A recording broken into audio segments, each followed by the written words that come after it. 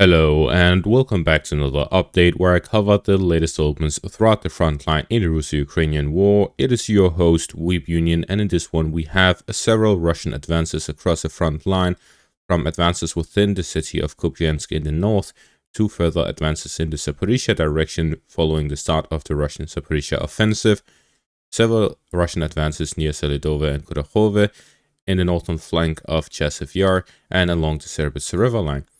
The Ukrainians managed to recapture some positions near Chasiv Yar and Priorivka in the northern flank. Starting out in the south, the Russians have advanced in the direction of Orikhiv, where they are pushing towards Tukmashka. This push is coming from the direction of Pokrovsk and the fortified positions the Russians have in the area. The Russians are slowly advancing along the forest lines to capture some of the fortified positions in the area and move towards the main highway. The Ukrainians here have a very strong defensive capability. They have a lot of fresh troops that have not seen a lot of combat. That means that they are not very tired as they are in the Donetsk region. There are also elite units available here that have not been transferred to other sections of the front line in anticipation and as deterrents for the Russians to start a Zaporizhia offensive.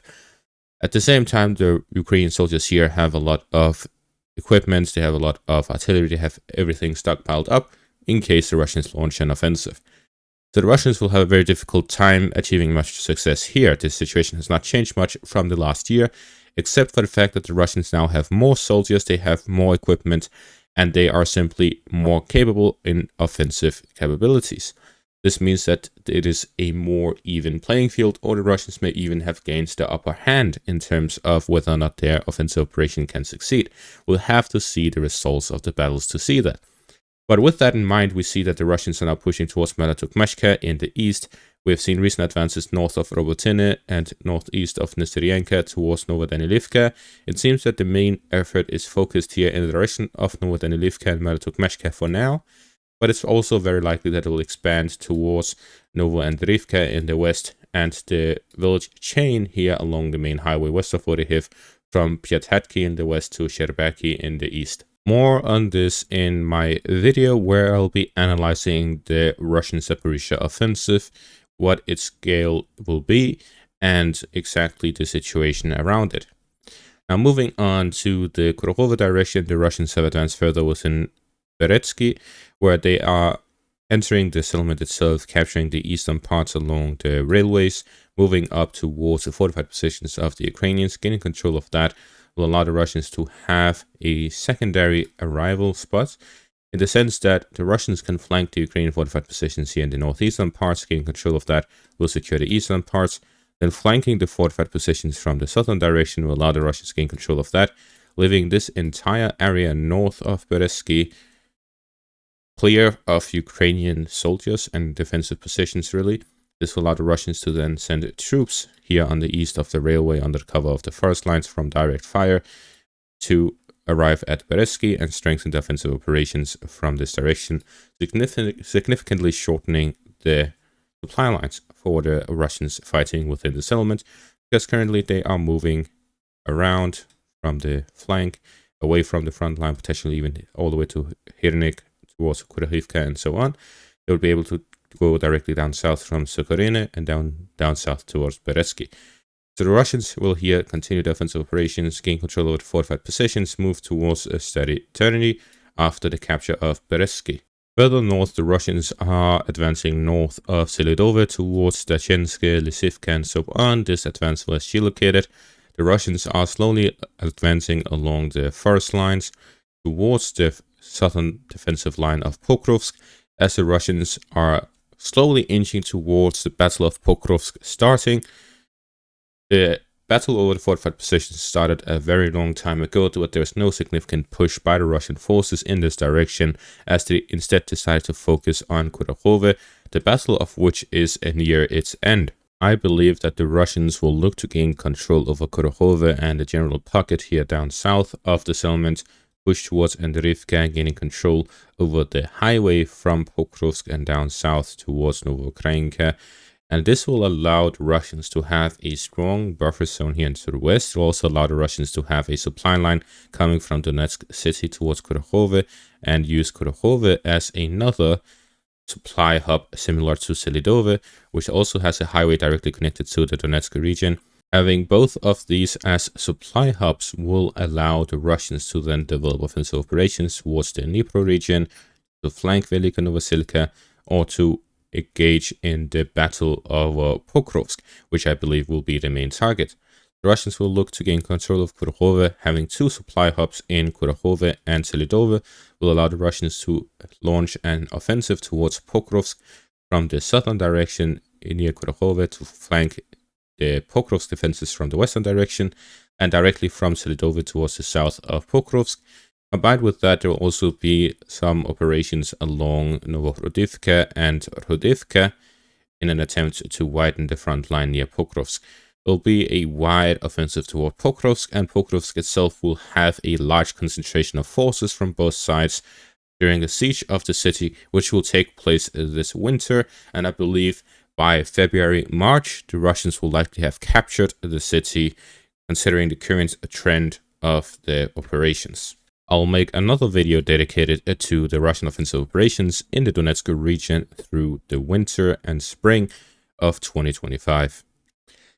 Moving on to the Chasiv Yar direction, the Ukrainians have recaptured the southern flank of Chasiv Yar, pushing the Russians back towards the fortified positions just across the canal. It seems that the Ukrainians are here attempting to launch a counterattack to push the Russians back across the canal, to then re-emphasize their defensive positions near the canal, strengthening their area of control in the southern flank of Chasiv Yar, to then push and concentrate their forces within the city itself to push the Russians back across the canal in other directions as well. This is actually the best possible decisions the Ukrainians can take in terms of holding Chasiv Yar. It has become very clear that the Ukrainians' importance of Chasiv Yar is very emphasized. This is due to the fact that Chasiv Yar overlooks the entire defensive line of Konstantinivka-Sloviansk. This means that a very prioritized section of the front line to defend is Chasiv Yar, because if you put it on a scale of 1 to 10, the difficulty of defending the Sloviansk-Konstantinivka line heavily depends on Chasiv Yar. If the Ukrainians lose Chasiv Yar, then the difficulty of defending would become a 7 or a 5, where holding the city of Chasiv Yar, the defending of these settlements, become a 1 or a 2. It's barely difficult at all. Instead, the defensive positions of Sloviansk-Konstantinivka is hardly even touched by anything other than long-range missiles, MLRS, and so on. But losing Chasiv Yar will allow the Russians to constantly launch artillery strikes and FPV drone strikes on their positions, which will make it very difficult for the Ukrainians to act within these cities and to defend them. Now, at the same time, losing Pokrovsk in the flank will also have such a significant effect of Chasiv Yar. But the fact that the city of Pokrovsk and the city of Chasiv Yar is being compared tells you exactly how important Chasiv Yar is. The Russians capturing Chasiv Yar would be akin to the Russians gaining a foothold within the defensive positions of the Ukrainians in the final line of defense. Gaining control over the finalized defense means the Russians gain control over the entire Donetsk region. If the Russians capture the Sloviansk-Konstantinivka line, then the Russians control the Donetsk region. If the Ukrainians lose control over Pokrovsk, then the Sloviansk-Konstantinivka line is near its end. If the Russians capture both Pokrovsk and Chasiv Yar, then it is inevitable that the Russians capture the Donetsk region, because the Sloviansk-Konstantinivka line will not be able to hold if their supply line is cut and the Russians have the hills overlooking the defensive line. While the Ukrainians focused on counterattacking the southern flank of Chasiv Yar, the Russians redirected some of their focus towards Ryoivka, flanking it from the south following the capture of the fortified positions, moving further into the settlement itself, and at the same time expanding the zone of control east and north of Ryoivka. This is to expand the front line along the canal. The Ukrainians in turn managed to secure the parts of the central parts of Ryoivka, to then push the Russians out to the eastern outskirts. However, the Russians are still present within the eastern parts of the settlement. The heavy fighting takes place in the northern flank of Chasiv Yar on the eastern part of the canal. while fighting also takes place within the central parts of the city and the northern flank on the western parts of the canal, while the Ukrainians recaptured some parts in the southern flank. Moving further north along the Zherebets river line, the Russians have made 2 advances on the western bank of it. They have advanced here west of Karmasinivka, slightly expanding their zone of control on the western bank of the river line, and in the Nevsky direction, where they've managed to gain a foothold across the river line, similar to what they did in Makiivka. It seems that the Russians are here planning on a 3-point offensive from the western bank of the Zherebets river line towards Kharkivka in the center, to flank Novolyubivka to the south, and towards Tverdokhlibove in the north. This will create a buffer zone in a wide area across the Zherebets river line and will allow the Russians to develop offensive operations towards the Ukrainian village chain here east of the Usk river line, from Novotserhivka in the north all the way down south towards Katerinivka and the general villages around the northern flank of Lyman. There's a lot of fortified positions of the Ukrainians in the area to cover this northern flank, but that is exactly why they were built, because it is a vulnerable area.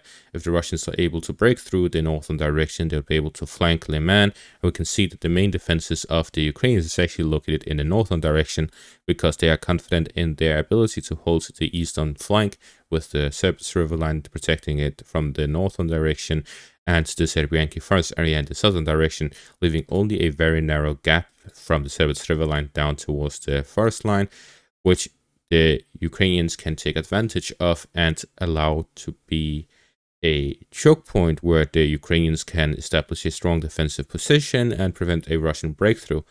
However, if the Russians attack on a wider front, which is what they prefer, to take advantage of their numerical superiority and their firepower advantages, in that case it would have to flank from the north and capture all of these fortified positions, move through a second line of defense before finally reaching Lyman in the south. In general, we see that the Russians have managed to gain control of the eastern bank of the Usk river line here south of Kupiansk, and are now fighting within Kupiansk itself, where they have captured one of the administrative buildings within the eastern parts of the city. With this, it is clear that the Russians are moving to gain full control over the eastern bank of the Usk river line near Kupiansk and move down south towards Borova, where offensive operations are taking place from the east and from the north, now also from the south. It is clear that the Russians are slowly moving down south along the Usk river line towards Lyman, advancing from the northern direction rather from the eastern direction, where they have managed to capture much of the Zherebets river line. However, it is also becoming more and more clear that they cannot break through the Ukrainian defensive positions near Turske and the Serbianki forest area, and therefore the main efforts will likely come from the northern direction, and they will not launch offensive operations across the Zherebets river line in the east of Lyman before they have secured much of the crossings near the Usk river line from the north of Lyman, flanking the Ukrainian positions from the north. And that is all for this update. Thank you all for watching. Make sure to leave a like, subscribe, check out my Patreon and YouTube membership for additional content. Thank you all for watching and have a great day.